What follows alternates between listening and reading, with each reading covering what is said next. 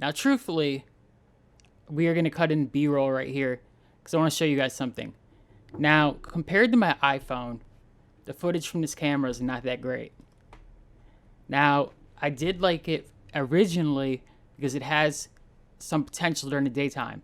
But at night, my iPhone is still way better at recording video. Damn, I should just use this.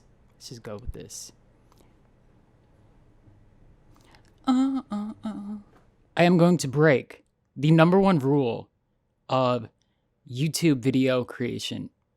To be honest with you, I positively thought this camera was good.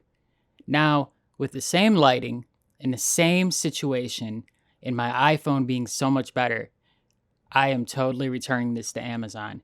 To be realistic with you, the purpose of a webcam is to make it easier. Now, I have a Sony DSC HX80 and a Kodak AZ528.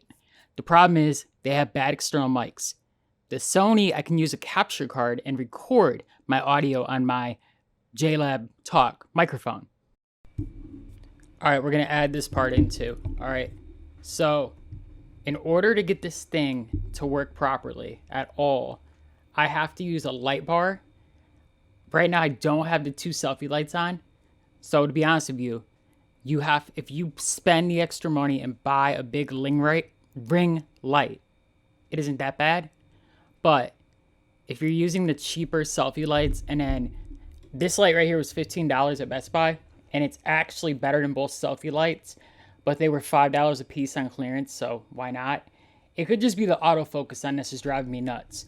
But for whatever reason, the video quality right here is driving me insane, and it made me have to redo the entire thing. Please subscribe. Gainz Media. What do we do here? We do budget tech reviews.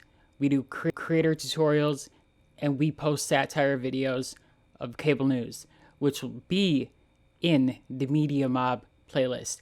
Thank you for watching.